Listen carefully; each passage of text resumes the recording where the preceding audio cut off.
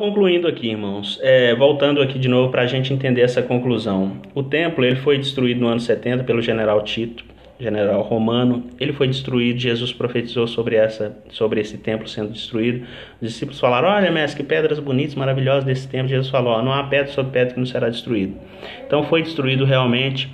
Estevão vai falar que o templo do Espírito Santo que Deus não habita, aliás, em templos feitos por mãos humanas. Paulo vai falar que o templo aonde Deus habita, que o Espírito Santo habita, é o nosso corpo. Mas o que os homens fizeram? Constantino, quando ele venceu uma guerra lá, ele fez o quê? Segundo ele, que teve um sonho, que Deus mandou ele fazer um símbolo nos escudos dos soldados. Ele foi lá e venceu essa guerra.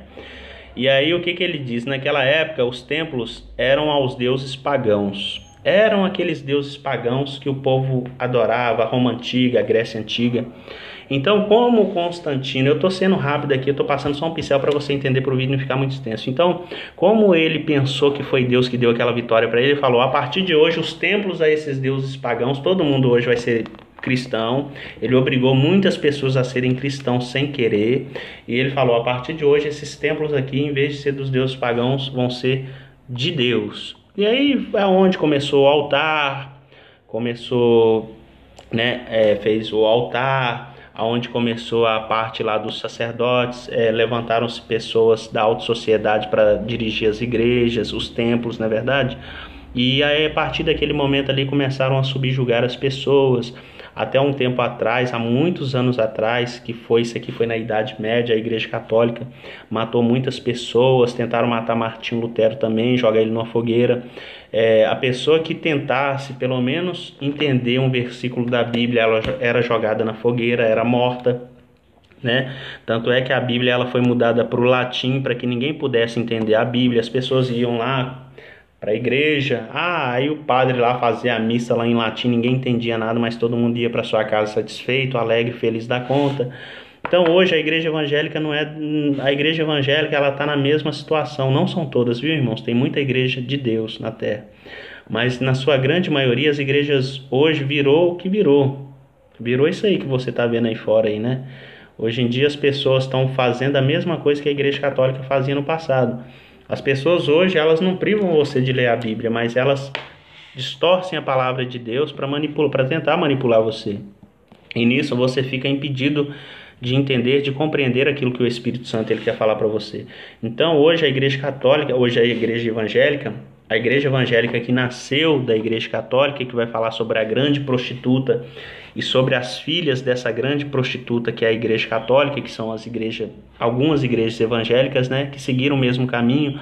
Hoje em dia você vê na própria igreja católica, na própria igreja evangélica ali, os altares aonde as pessoas se sentem, porque a pessoa às vezes é um pastor, é um bispo, às vezes a pessoa ela se sente superior aos irmãos que estão ali assentados ali naquelas cadeiras.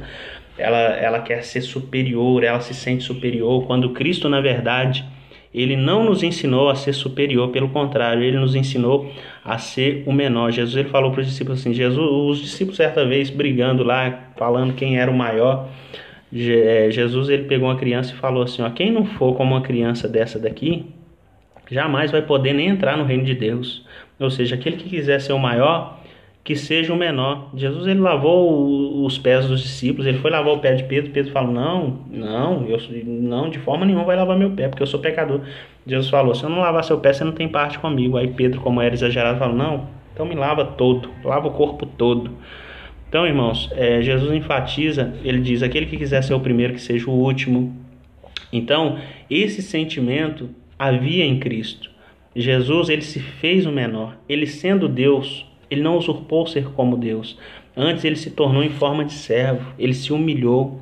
Jesus ele foi o menor. Então ele enfatiza a gente ser o menor aqui na terra para a gente ser o maior lá no reino do céu. Ele diz assim, dentre os nascidos de mulher não houve aquele que foi maior do que João Batista, mas aquele que for o menor aqui na terra será maior do que João Batista lá no céu. Então, irmãos, é essa questão. Mas hoje não, hoje é um querendo ser maior do que o outro, um querendo ser maior do que o outro. Coloca-se, dá-se um título a uma pessoa, aí eu sou pastor, eu sou evangelista. Mas você não vê a pessoa evangelizando, você não vê a pessoa fazendo uma oração por uma pessoa que está na rua, você não vê a pessoa levando um prato de comida, uma veste para vestir uma pessoa que está nua, você não vê as pessoas visitando um hospital, você não vê nada. Mas as pessoas dizem a ser evangelistas, serem pastores, serem levitas, eu sou levita, eu sou pastor, eu sou bispo, eu sou aquilo outro. Mas o que acontece? Você não vê ninguém fazendo a obra de Deus. Por quê? Quer que eu te responda isso aqui? Você quer que eu responda por quê? Que as pessoas estão mais preocupadas com títulos? Porque hoje ser evangélico virou o quê? Virou fama. Hoje ser evangélico é ser famoso. Ser evangélico hoje é ser famoso. Quantas pessoas que não gravam aí meia dúzia de palavras falando de Deus e falam, agora eu sou evangélico. Mas será que houve alguma mudança dentro dessa pessoa? Será que houve alguma conversão, alguma mudança de vida na vida dessa pessoa? Eu vi uma cantora muito famosa, eu não vou citar o nome aqui, porque porque eu tô aprendendo a ter mais ética, né?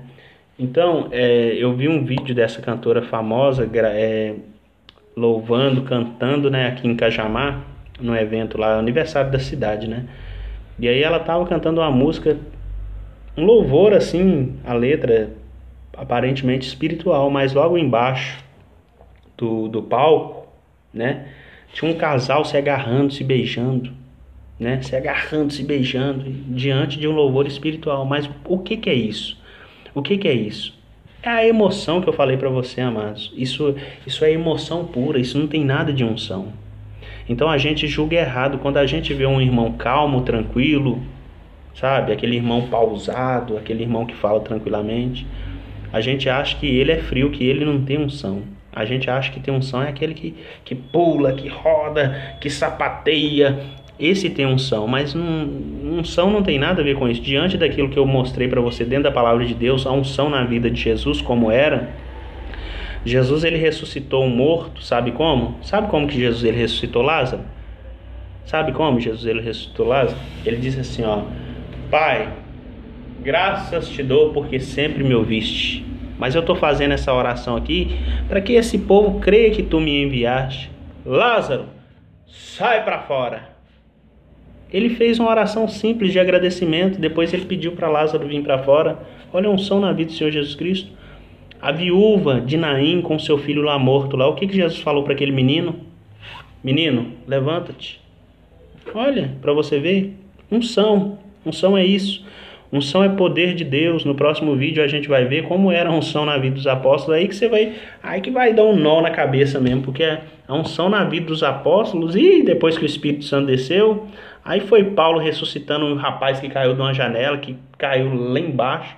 Você vai ver Pedro ressuscitando Dorcas, você vai ver lenços e aventais de Paulo, as enfermidades fugindo das vítimas.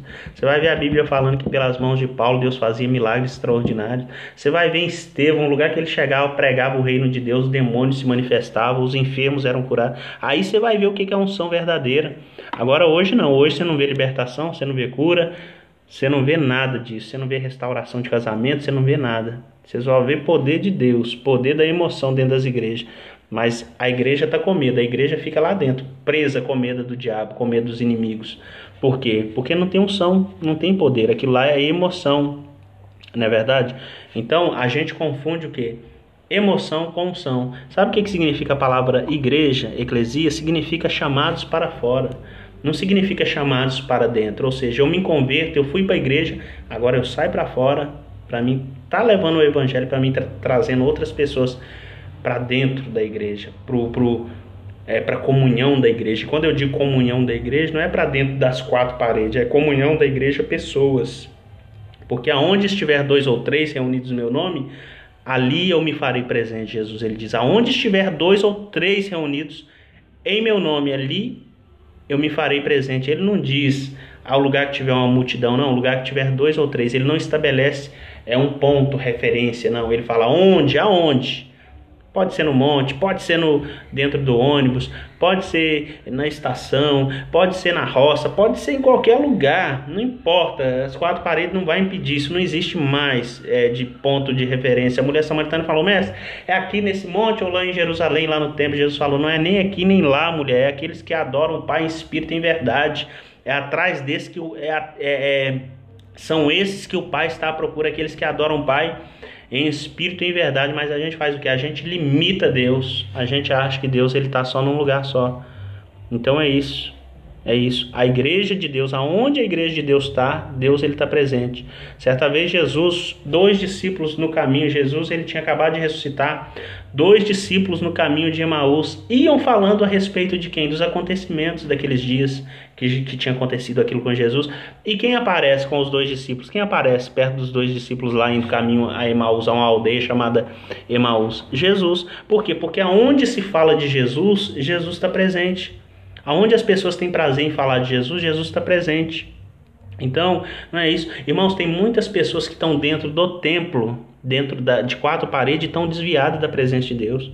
Tem pessoas que o corpo está lá, mas a mente está longe de Deus. Tem pessoas que estão dentro do templo, dentro da igreja, e na hora do louvor está pensando na vasilha que tem que lavar em casa. Está pensando no filho que está doente em casa. Está pensando no marido que está desempregado em casa. Então, ela está dentro da igreja, mas o pensamento dela está longe de Deus. É que nem Jesus ele falou, esse povo com os lábios me honra, mas o seu coração, que é aqui, está longe de mim. Então não adianta o meu corpo estar lá, mas a minha mente está longe do Senhor. Eu posso estar aqui em casa agora, que nem eu estou gravando um vídeo para você, e minha mente está conectada, está ligada em Deus. Teve uma vez que eu estava tão ligado em Deus que eu desci na estação, era para mim descer de um lado, eu desci do outro.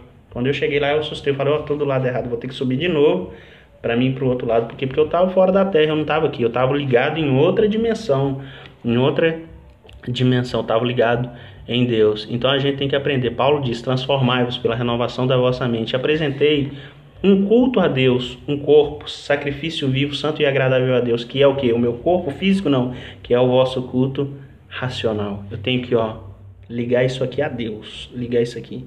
Porque é como eu disse, se isso aqui não estiver ligado a Deus, não adianta nada. É como a pessoa fala assim, vamos capar aquela pessoa, vamos cortar o membro dela fora, o bilau dela fora, para ela não estrupar mais ninguém. Meu amigo, mas se o cara for safado sem vergonha, isso aqui vai continuar do mesmo jeito, ele vai continuar safado e sem vergonha do mesmo jeito. Você pode cortar o membro, que o cara vai ser safado, porque a força